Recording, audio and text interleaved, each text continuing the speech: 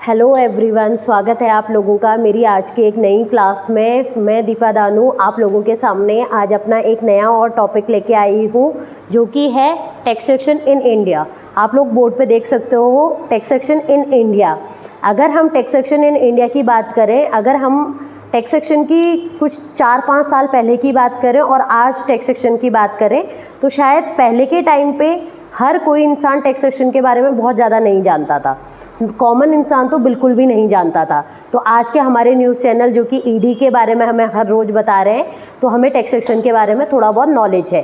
पर exactly taxation है क्या, टैक्सेशन किस हिसाब से काम करता है, टैक्सेशन में क्या क्या पार्ट होते हैं, कैसे सरकार हमसे पैसा लेती है, ये बहुत सारे सवाल हैं जिनको हर कोई नहीं जानता है। बस कुछ जो इसके बारे में जानकार हैं वही इसके बारे में जानते हैं। लेकिन भाई टैक्स तो सभी पे कर रहे हैं, हम कर रहे हैं, आप कर रहे हैं, सभी पे कर रहे हैं टैक्स, चाहे डायरेक्टली दे रहे चाहे इनडायरेक्टली दे रहे। लेकिन हर इंसान का टैक्स में एक भागीदारी होती है ना। तो फिलहाल हम यहाँ पे टैक्सेशन के बारे में थोड़ा डीप से बात करते हैं। किस टॉपिक पे करेंगे वो मैंने बता दिया है, क्या क्या क्वेश्चंस हमारे सॉल्व होने वाले हैं वो मैंने आप लोगों को बता दिए। तो आप लोग वीडियो के लास्ट तक जुड़े रहना, मैं आपको पूरी डिटेल्स अच्छे से बता रही हूँ। फिलहाल टैक्सेशन की जब हम बात करते हैं तो टैक्स का मतलब होता क्या है। टैक्स का मतलब होता है जब सरकार आपसे आपके लिए काम करने के लिए पैसा लेती है। देखिए, आप कहीं पे नौकरी करते हैं तो भाई आप भी तो पैसे लेते हैं, आप काम करते हो, काम करके देते हो तो पैसे लेते हो ना।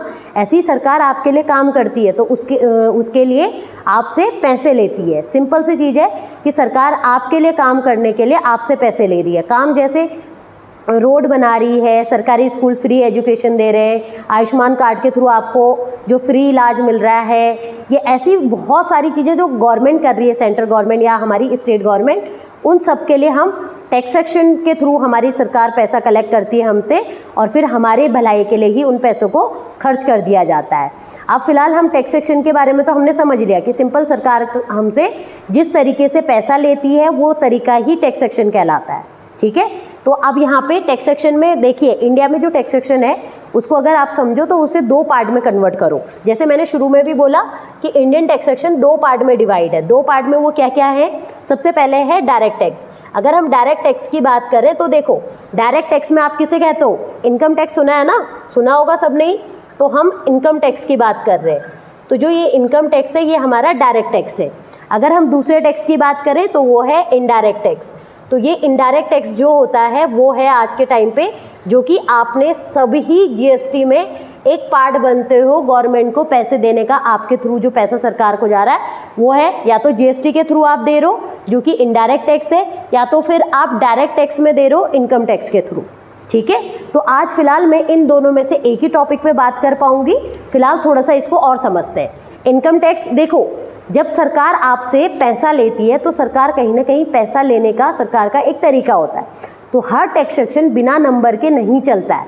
आप लोग बैंक में जाते हो, अकाउंट खोलने से पहले बैंक वाला कहता है ना कि अकाउंट नंबर दीजिए, तो वो account number pan card number दीजिए, तो वो पैन कार्ड नंबर आपका इनकम टैक्स के लिए यूज़ होता है। किसके लिए यूज़ होता है, इनकम टैक्स के लिए। तो इनकम टैक्स का नंबर क्या है, पैन नंबर।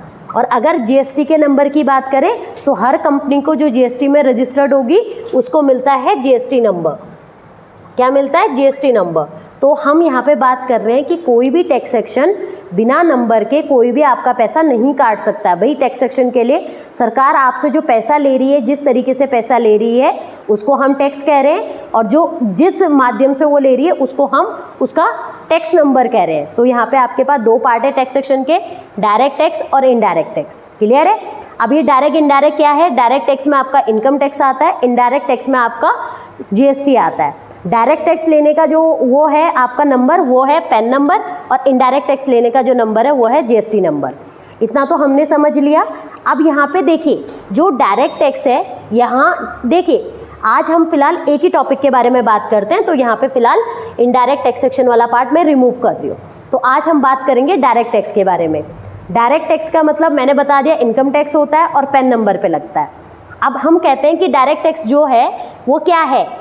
डायरेक्ट मतलब क्या हुआ, सीधा आपके पास आई सरकार और आपसे पैसा मांग लिया।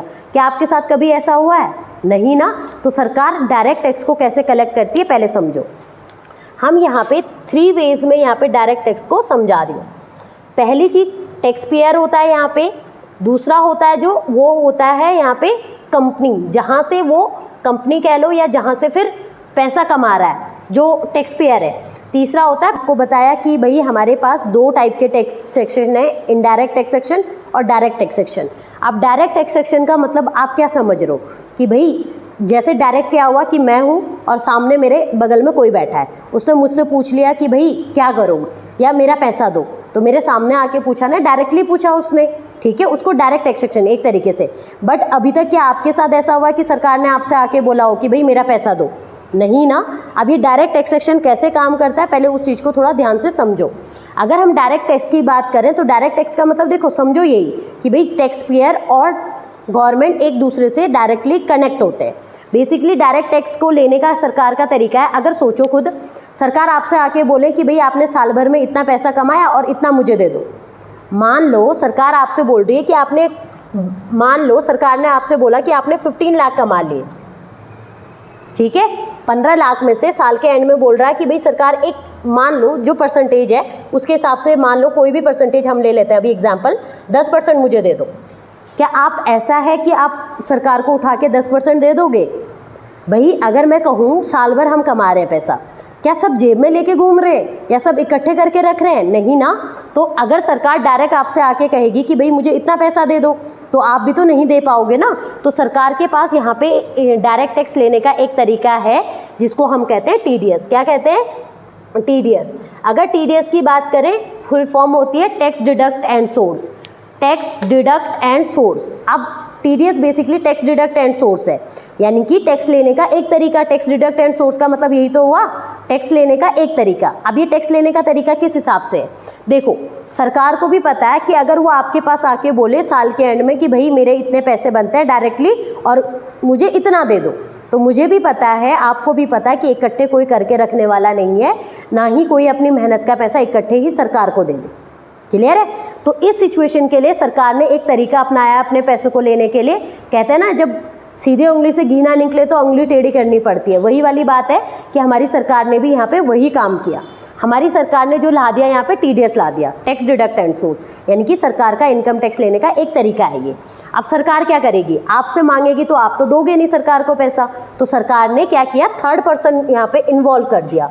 क्लियर है? अब हम TDS के बारे में थोड़ा सा पढ़ रहे हैं कि इनकम टैक्स को सरकार किस तरीके से लेती है। तो यहाँ पे थर्ड पर्सन क्या है? सबसे पहले तो आप टैक्स पेयर हो, यहाँ पे एक टैक्स पेयर होगा। दूसरा यहाँ पे टैक्स पेयर जहाँ से पैसे कमा रहा है। क्या कह रही हूँ मैं? टैक्स पेयर जहाँ से पैसा कमा रहा है, मान लो कंपनी है। क्लियर है? अब तीसरी चीज़ क्या है? गवर्नमेंट। भाई टैक्स सेक्शन में गवर्नमेंट ही तो पैसा ले रही है, तो ये पैसे कमाने वाला, ये इसको काम करने के पैसे देने वाला, और ये गवर्नमेंट है। क्लियर है? अब मान लो ये है एक पर्सन राम, एग्जाम्पल के तौर पे, और ये कमाता है महीने के, मान लो एग्जाम्पल के तौर पे हर महीने ये 50,000 कमा रहा है। क्लियर है? 40K हर महीने ये 50,000 कमा रहा है। अब जब ये 50,000 कमा रहा है, पर ये कमा किससे रहा है? कंपनी से ना। कंपनी इसको हर महीने 50,000 डाल रही है। अब सरकार ने कहा मैं राम से इकट्ठे पैसे मांग रहा हूँ तो राम मुझे नहीं दे रहा है, तो सरकार ने क्या तरकीब लगाई कि भाई मैं कंपनी से राम के पैसे मांगता हूँ। किससे मांगता हूँ? कंपनी से राम के पैसे मांगता हूँ। अब देखो, कंपनी से राम के पैसे मांगता हूँ मीन्स कि भाई कंपनी ने राम को डालने 50,000। अब कंपनी राम को डालेगी 45,000। कितना डालेगी? 45,000, और 10% जो कि TDS नॉर्मल रेट स्लैब है वो यहाँ गवर्नमेंट को दे देगी, यानी कि 5,000 रुपये। अब देखो, राम का पैसा कट रहा है ना, राम TDS राम का जा रहा है, लेकिन यहाँ पे कंपनी के थ्रू राम का TDS सरकार के पास हर महीने पहले ही पहुँच जा रहा है। समझ रहे हो ना मेरी बात? हम क्या कह रहे हैं कि भाई यहाँ पे राम है, राम का पैसा गवर्नमेंट के पास जा रहा है TDS के तौर पे, इनकम टैक्स पहले। क्लियर है? लेकिन राम नहीं दे रहा था, तो हमारी गवर्नमेंट ने क्या किया, जिस कंपनी से या जहाँ से वो पैसे कमा रहा था, क्लियर है, कहाँ से कमा रहा था वो पैसे? कंपनी से, तो कंपनी से ही उसका 10% मांग लिया। अब कंपनी को भाई 50,000 तो ढाल नहीं है, वो चाहे उसमें से 5,000 सरकार को दे या 50,000 पूरे इकट्ठे राम को दे, लेकिन उसने तो देना है ना। तो सरकार ने उससे कहा कि 10% मुझे दे दो। इतना समझ आया? तो यहाँ पे सरकार राम के 10% पहले ही ले दे रही, यानी कि मंथली ही पहले ही पैसा ले रही है। तो साल के एंड में सरकार को बोलने की जरूरत नहीं है कि राम इतना आके दे दो। क्लियर है इतना? अब हमने इस टॉपिक को तो क्लियर कर लिया। अगर हम बात करें, हमने इतना तो क्लियर कर लिया कि टैक्सेशन, ये जो टीडीएस वाला कॉन्सेप्ट है, डायरेक्ट टैक्स किस हिसाब से काम करता है। आया ना समझ? इन केस नहीं समझ आया तो आप लोग मुझसे कमेंट में पूछ लेना, मैं थोड़ा और क्लियर करके बता दूंगी। फिलहाल अब हमने इसके बारे में बात करी कि भाई सरकार डायरेक्टली इनकम टैक्स नहीं ले सकती, तो उसने टीडीएस का सहारा लिया, और टीडीएस कैसे काम करता है। अब मेरे बहुत सारे बच्चों का क्वेश्चन होता है कि जब मैं जीएसटी पढ़ाती हूँ तो जीएसटी भी कुछ इसी तरीके से हम लोग करते हैं कि भाई वहाँ पे थर्ड पर्सन है और थर्ड पर्सन के थ्रू पे जा रहा है। अब यहाँ पे अगर आप ध्यान दोगे, ये टैक्स पेयर है, इसने तो कंपनी ने इसका पैसा यहाँ दिया, तो ये थर्ड पर्सन है, तो ये इनडायरेक्ट टैक्स क्यों नहीं है। क्वेश्चन तो ये आता है ना कि ये इनडायरेक्ट टैक्स क्यों नहीं है। देखो होता क्या है, ये दोनों एक दूसरे से कनेक्ट होते हैं, यानी कि यहाँ पे टैक्स पेयर और टैक्स रिसीवर एक दूसरे से कनेक्ट होते हैं। कब? जब साल के एंड में आईटीआर फाइल होती है। क्या फाइल होती है? ITR, income tax return. जब taxpayer income tax return भरता है तो उसका जो भी टीडीएस वगैरह गया होगा, उसका पूरा हिसाब किताब किसके साथ होगा? वो होगा गवर्नमेंट के साथ। ठीक है, इसका काम, जो कंपनी है उनका काम है गवर्नमेंट का जो पैसा है, जो टीडीएस का पैसा है, वो उठा के आगे गवर्नमेंट को दे देना, वो भी किस पे? इनके पेन पे। ये ध्यान रखना, मैं पहले ही बोल रही हूँ, नंबर इंपॉर्टेंट है, पेन नंबर पे ही टीडीएस कट रहा है। पेन या 10 जो भी होता है कंपनी के हिसाब से, वो उसके बिहाफ पे ही टीडीएस आगे कट रहा है। समझ आया? तो फिलहाल हमने ये बात करी कि भाई किस हिसाब से ये पूरा टैक्सेशन काम कर रहा है, नंबर्स की क्या इंपॉर्टेंस है यहाँ पे, किस तरीके से ये डायरेक्ट टैक्स कहलाएगा। देखो डायरेक्ट टैक्स कहलाने का मतलब है end of the year tax payer और गवर्नमेंट कंबाइन हो जाते हैं। क्या मतलब? हिसाब किताब उन दोनों के बीच में ही होता है, तो ये डायरेक्ट टैक्स है, कनेक्ट है एक दूसरे से। तीसरी चीज़ कैसे कनेक्ट है? क्योंकि आईटीआर के थ्रू इनकम टैक्स रिटर्न जब एनुअली भरी जाती है तो वहाँ पे टैक्स पेयर और गवर्नमेंट के बीच में हिसाब किताब हो रहा है। तो इस तरीके से हमारी सरकार इनकम टैक्स टीडीएस के तौर पे भी एडवांस में ही ले लेती है। क्लियर है? आई होप आप लोगों को मेरा जो ये आज का टैक्सेशन का टॉपिक था, पहली चीज़ टैक्स क्या होता है, टैक्स कितने टाइप का होता है, और इनकम टैक्स क्या है, और सरकार इनकम टैक्स लेने के लिए कौन से शॉर्ट ऑप्शन यूज़ करती है। तो इस तरीके से मैंने आज आपको 2-3 टॉपिक करवा दिए हैं। समझ आया हो तो आप लोग मुझे कमेंट और नीचे कमेंट में बता दीजिए, और हमारे इस चैनल के साथ जुड़ जाइए, और भी वीडियोस मैं आगे बनाऊंगी। तो फिलहाल के लिए आज के लिए बहुत है, थैंक यू।